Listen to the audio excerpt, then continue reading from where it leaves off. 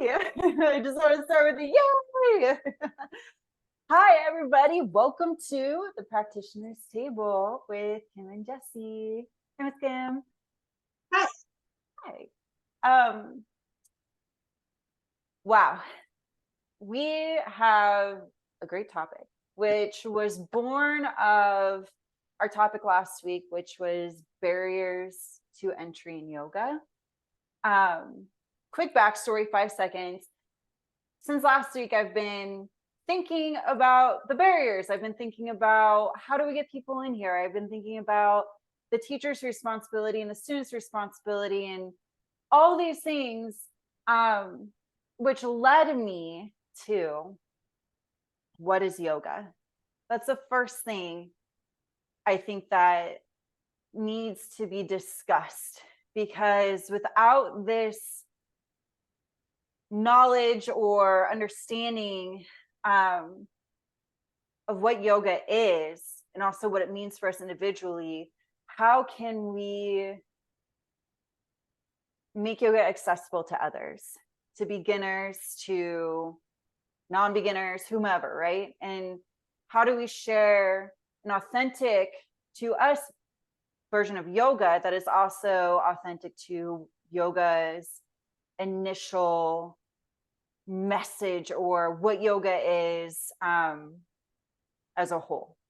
So today we will be talking about what is yoga and what is yoga to us individually. Ms. Kim, let's just start out with what is yoga? What do you know yoga to be? What is yoga? Well, what does the word yoga mean for me, right? Because in any language, a word means something. So I guess we would talk about the definition, the Sanskrit definition of what yoga means.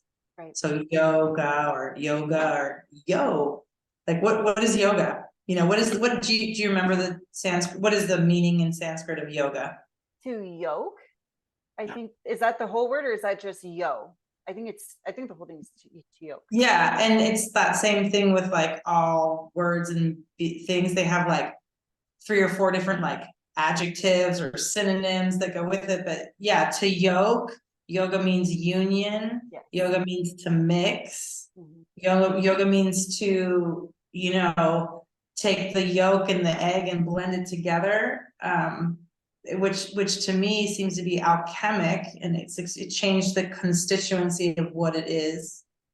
Yep. But in the most simplest form, which it will not be a simple conversation, would be yoga means to yoke, mix, unify, union. Right. Okay. Yeah. Right.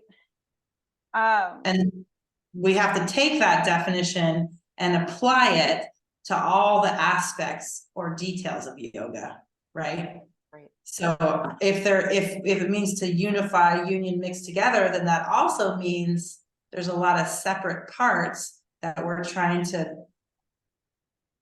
bring together. Right. Exactly.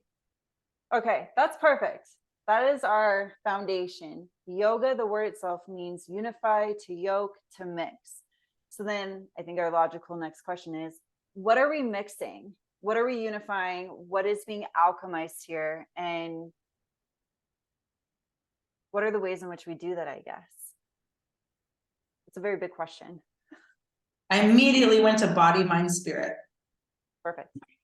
We're not working with eggs, right? We're actually using our body, our mind, and our spirit. So in yoga, I unify, I mix it up, and I bring together my body, my mind, and my spirit. Perfect. That's what that means to me in its simplest form. How about you? I would agree with that. In the simplest form, I would agree with that for sure. I just had a thought and it ran away on the train. I will get it back. Give me 1 second. Yeah, I don't know. It left. It might be back, but yes, body, mind, spirit. And then I think maybe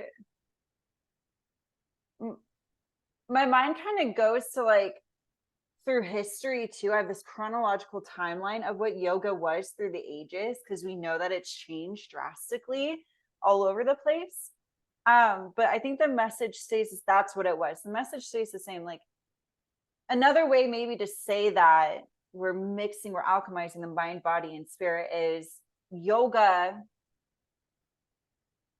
is a practice of many things that we do for spiritual growth, for expansion.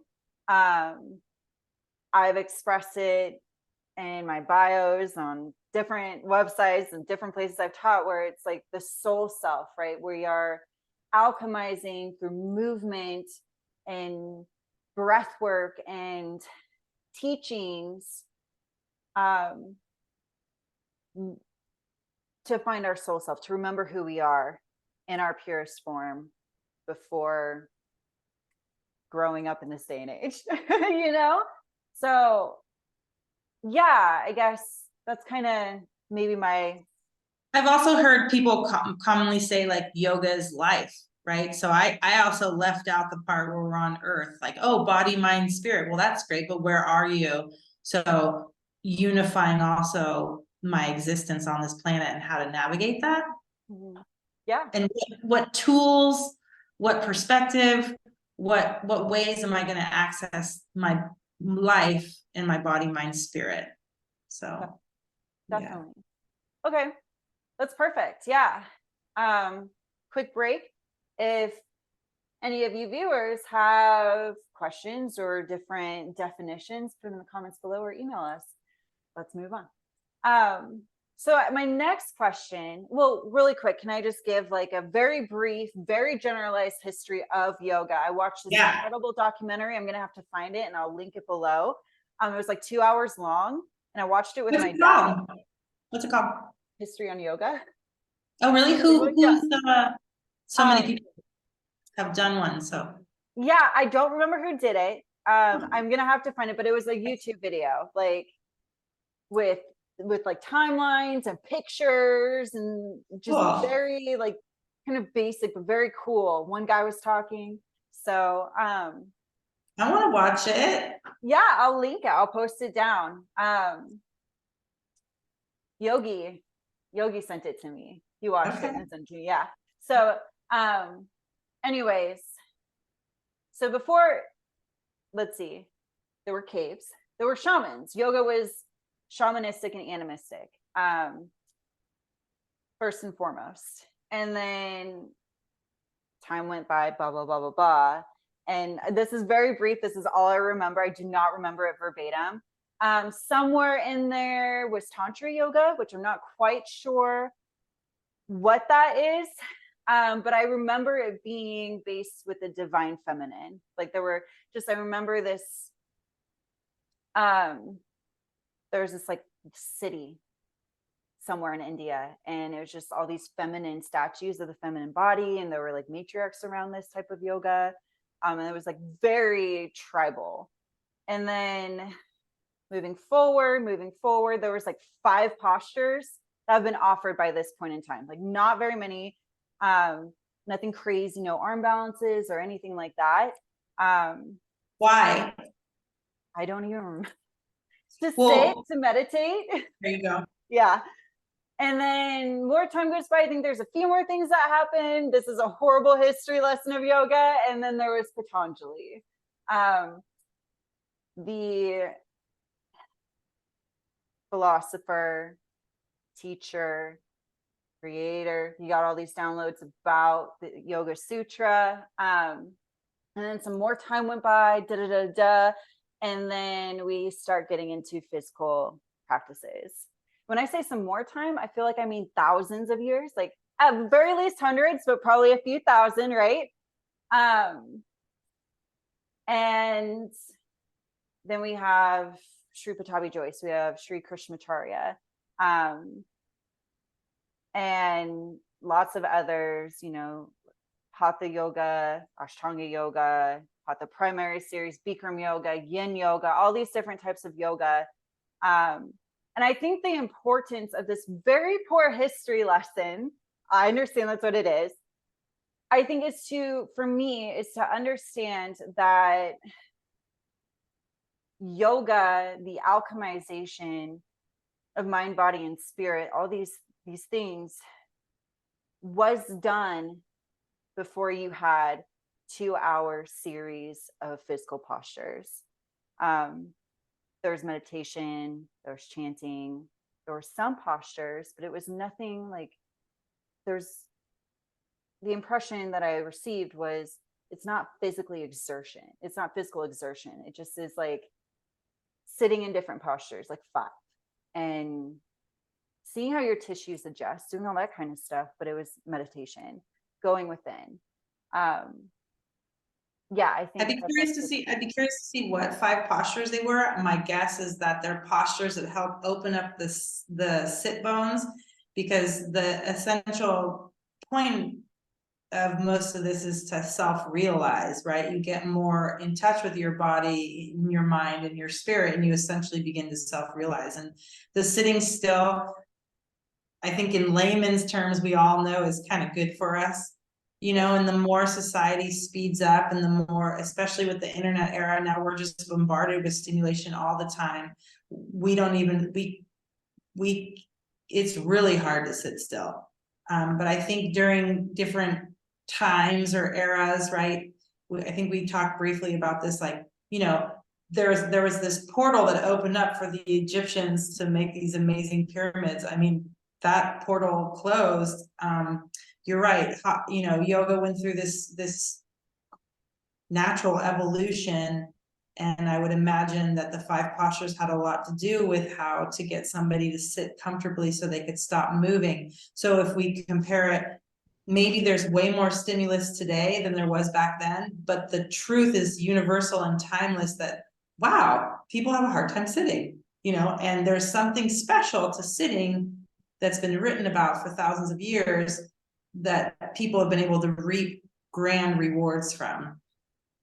And then you're right, you know, the postures started to increase in number, and there's that whole history lesson there as to the whys behind that. But I think you and I could probably agree that today, like, the postures are amazing and they do serve a really good purpose. And the postures, ironically, are the doorway to so much more that you experience in yoga. But the doorway usually for most of life over the thousands of years has been to get into the tissues so that we could sort of soften it and make it malleable enough, clean our system enough so that we can sit and hear and think and feel clearly, rather than in some sort of muddled type of, you know, physicality or mental state. Definitely. Yeah, I agree. And I think that's also really important to point out, and also goes into what is yoga. And maybe the question can now evolve to, what is yoga today? You know what I'm saying? Like, so through my, again, poor brief history of what yoga is, like you said, it's evolved. And we've talked about how even certain lineages have evolved, and, you know, Ashtanga yoga being one. Just how different practitioners are teaching their students too. Some are still the same. I don't know. Do you want to shed some light on that, and maybe specific, you know? Well, I think the question was, what does yoga mean today? And so we're just talking to each other. Yeah. So today, yoga means something different than what it meant to me 20 years ago when I started it.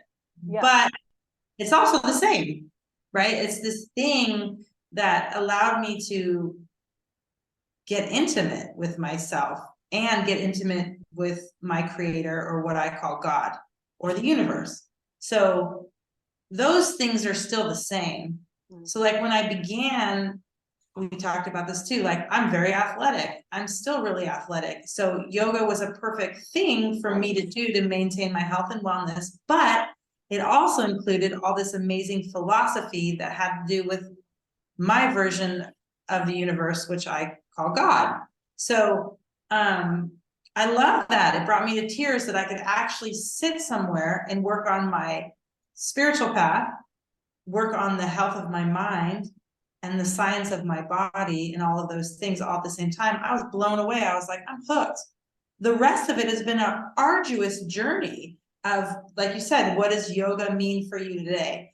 What it means for me today in 2023, after 20 years and maybe 11 years of constant Ashtanga practice, not every day, but yes, constant commitment to being willing to take a forward fold or a sun salute or stand on my head for health reasons, right? Endocrine system reasons. I forgot where I was going with that, but what it does mean for me today is that it brings me back home. It brings me back to homeostasis, because I worked for many years to find a new, healthier version of what homeostasis was for me. And because yoga unifies it all, I get to stop moving and come into the present time. I get to move and clean out my body and tissues and things like that through the postures and the shapes that we make. And I also get to pray God, which I love to do. So for me, it just brings me back to home. I think in the beginning, I was trying to figure out how it all fit into my life. And I was struggling with the postures, and there is a science to yoga. It takes some time. And if you're looking for this to be a McDonald's drive-through experience, it's not. It is actually a very slow, systematic process of yoking and unifying. And that's what makes it beautiful. And that's what makes it lifelong, because you will spend your whole life vacillating through the different doorways that yoga provides for you to just basically have a human experience other than what you knew to be real in the moment. Would you say that your yogic experience has become a lifestyle as well? It is a yogic lifestyle. Yes. And, you know, some call it a crossover, a crab trap. You kind of can't go back, because once you start cleansing your body, you start to really feel great. I mean, my last client was I work with two people my age. They had never experienced yoga, and in one 40-minute session, they have never been the same since. They're completely different. And because this is a long conversation that we'll have through the course of these podcasts, but because their teacher, moi, had read them as students and knew a little bit about where they were based on their comments or their side comments or what their psyche was saying, I was able to give the yoga authentically to them based on what they need. And so no longer are they thinking that yoga is not for them. They are able to claim it as their own because of the universal truth of what yoga offers people, right? It's a breathing practice. It is a personal path to health and wellness. This is not a competition. It's an inside job. So yeah, that's that. At this point, that's what it means for me. There was a long period of time, many years, where I was only as valuable as my postures. And maybe that's a phase we have to go through to mature out of it. You know, not all people have to go through that phase, but because yoga is so individualized and it's so for everybody and it's so universal, when you can understand those concepts, you really understand why that was my authentic path I had to go through, but it's not going to be everybody's. So like, for example, you know, what does yoga mean for you today, Jessie? Because you also have shifted and changed. Like, what does it mean for you? Yeah, it's just changed so much. What does it mean for me? What is yoga to me? Yoga is, to me, a lifestyle. It is a personal path. It's a spiritual growth path. It's very much my own. And I have ebbed and flowed with it for 10 years now. It's been 10 years, almost 10 years, you know? It was something I did to make money when I was really young, when I was like 19, 20.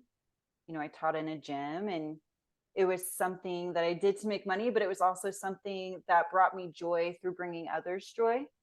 Um, that other practitioners that I offered yoga to, um, connecting with their bodies, um, being able to go from kneeling to standing. I dealt with the older, wiser clientele a lot in some of these places. And then when I moved down to the Bay, I didn't touch yoga for 5 years.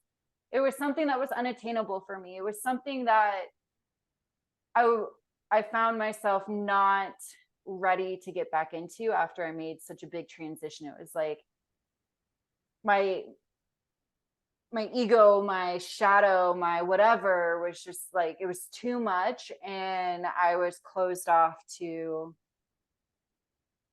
sussing things out for myself and addressing my shit, quite frankly, addressing my stuff, and I knew yoga would ask me to do that. And also there was that part of me that was like, oh, I can't do handstands. Like, I did have value in the postures I could do. My worth was in that. And I think I stayed away because it was the first time I'd been in a community that had so much yoga. Redding, California didn't have yoga back in, mid 2000 teens. That wasn't a thing. So I kind of was one of the rarities of Redding that taught yoga in a gym, and no one knew I didn't know anything. I read a book that, like, a picture book that had yoga in it. I was like, I can do that. I can physically do this. And so I can go teach it. Right. And then, then I started teaching yoga about 5 years after I moved to the Bay Area, and got my butt handed to me because there was a whole other level of expectations. I learned how to teach yoga from you before I took teacher training. And yoga was really challenging me. I was like, the yoga went from me teaching, also me taking classes, but off the mat, I had to really learn how to not take things personally when I was, so yeah, I guess, like, long story short, I could go on forever. Yoga to me is really about myself. I teach because yoga, I learn stuff from my teaching experience. I'm just learning about myself. I'm learning about my light and my shadow, where I'm challenged, where I'm not challenged, where I've grown, maybe is a better way to say that, where I've been challenged, where I've grown, places where I still can grow. And the postures is just all fun for me. That's it. Like, the posture is just like, it's a fun way for me to move my body now. I get to see myself through the postures, and where my tissues won't stretch, where I can only do a push-up in one vinyasa, and the rest of the time I'm on my knees. And then I get to sit and be like, why is this? Yesterday I could do 3, so it is just a self-realization journey. It is a lifestyle to me. Once I started like taking yoga seriously, my own journey through yoga seriously, you can't go back. It's like, I think it's very similar with people who are in other spiritual growth practices. Once their eyes were open, the door was open, they could no longer go back. You can only maybe stay where you're at or go forward, it's just something for me. And I have the honor of being able to talk about it with you and offer it to other practitioners when the time is right. Can I add on something that just came up to me? That's another one of those, like, timeless universal truths that back in the day when yoga was less popular and those people were out there being pioneers, this was one of the big things we talked about. Those things about life that you said you couldn't approach, like, literally the science of some of these postures, what you practice on the mat prepares you for life. So that's the beauty of it, actually, all the way down to your nervous system. So if you're entering a posture, which could even be just the room, it could be a first forward fold, right? Not being able to touch your toes, your hamstrings are tight, whatever that is, or all the way down to Marichasana D, where you take a leg bind and then you twist in the separate direction and you wrap your arms around and you can barely breathe, right? All of those postures. And then there's 1,000 more postures that are different versions of the same thing. The idea is that, yeah, we come to the mat and we approach those things, and yoga is meant to bring those up so that we find the right tools, breath, eye gaze, correct state of mind. Yes, it's hard, but we're here for you. We're going to help you through. We're going to help you through, so that you recognize the success on the other end. So that when you step off your mat and you go into life and you're driving and somebody cuts you off, or you're at work and you're having a difficult moment with a colleague, you're like, oh yeah, actually I practice this on the mat. So in times of adversity or stress or chaos, what do I do on the mat?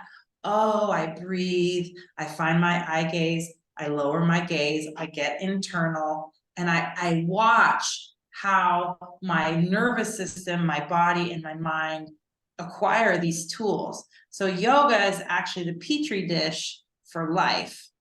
And I remember that being a big deal to me, because yeah, I finally got the pose after 5 years, but my personality was still acting the same off the mat. But then I was able to build that bridge. And so there's so much more going on there, that's available to us. And so that's part of what we do on the mat. And that is part of the science of yoga, is we do put ourselves in these positions on purpose. It's voluntary in order to purify and grow or get something we want. Just the basic yoga beginner. I just want to be able to take a yoga class. Okay, so that's where the yoga begins for you. And that's beautiful. And podcasts like this allow people to conceptualize that so they can step a little closer to a class. Right. Or in the case of my clients, they feel more comfortable bringing somebody in the home. And then they also want somebody to help them understand a yoga video, because they're like, we have a video, but we don't get it. Like, we can't even do the postures. So my job is to get them comfortable enough to try the yoga video. And then eventually they're going to take a class. But everyone's so different. So yoga meets you where you're at. You just have to be willing to meet yourself. Yeah. Right. And so much just came up for me, but I want to kind of backtrack for a second. And you said tools. Yeah. You mentioned the word tools, right? And yoga does offer us tools for yoga off the mat. And what came up for me is, yes, we have the breath, we have the eye gaze. So we breathe, and then we go inwards, we lower our eyes or we close our eyes and we just breathe, right? Calm the nervous system down, just like we would in a down dog. By breath 4, my arms are shaking and I have to breathe. What does the instructor say? Don't forget to breathe. Bring your eye gaze down. Look at your belly, look at your knees, close your eyes, right? I want to mention one other tool that you have inadvertently mentioned, and that is the teacher. That is the guide of yoga. I refer to it as guides because I'm only 30 and most of my students have taught me something. I'm not here to teach anyone. I'm just here to guide them through their experience, right? That's what my role is, because I'm still learning. I'm not forever going to learn, but I'm still learning so much right now. And part of yoga to me is having that mentor, is having that teacher. You do it when you get a personal trainer. You do it when you take martial arts, right? You do it when you do Tai Chi, when you have a priest, you have a reverend, you have your shamanic healer, you have your Reiki master, all these things. And, right, community, what we're building here, right?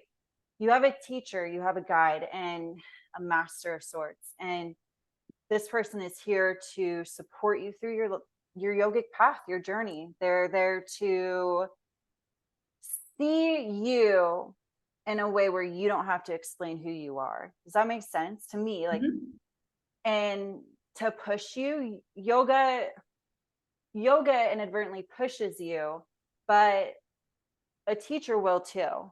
But and they'll know when to back off gracefully, right? It's just like having this tool, having this guide, having this respect for this person because you have respect for yourself. You're here on this journey. We're all going in together. I think is one of the most valuable tools of yoga. And also where we get all this part of yoga that we don't always see in a lot of Western classes. Everything that we've talked about, we have very, like we've mentioned posture, but it's mostly been about personal growth. And I think that definitely can start with a teacher, finding that one guide, finding that one master, you know? Yeah. And I mean, no, you're right. And we are in the marketplace. Like we shop for cars, we shop for apartments, we shop for relationships. So where would we, why wouldn't we shop for the right type of entrance? But conversely saying, because there's a lot of polarity here in life, right? How would a beginner know how to shop for what they want, right? Mm-hmm. So that's probably the growing edge of this conversation, is how to get someone to say, well, I live in XYZ town and all we have is hot 26 where you're in 105 degrees and you do the same 26 postures and the music is blaring, and that's just totally not part of my psyche, right? That's not what I want. Well, that's where the internet comes in. That's where you get to do a little internet search, and you get to kind of surf the marketplace for like the right video, and then maybe you found the right type of person, and now you feel the same vibe in a yoga studio near you or something like that. So there's going to be a little research that the individual has to do. But that's why this podcast is available, right? That's why a lot of things are available on the internet for people to learn from. I'm constantly, after the fact, coming from a yoga private and then getting online, sending them videos that other people have put together of what I experienced with them in class. Like, for example, the first class, oh, I'm not flexible enough. Oh, I can't do this. This particular client is a medal holding Army Ranger. At some point in this person's life, they were domoing many things for our freedom. So I went and found the correct video of that one veteran. Remember, he had the stilts, he was using braces, Mm-hmm. and he he was like 100 pounds overweight, and he was sick and he couldn't walk and he was losing his life. He was in a wheelchair part-time.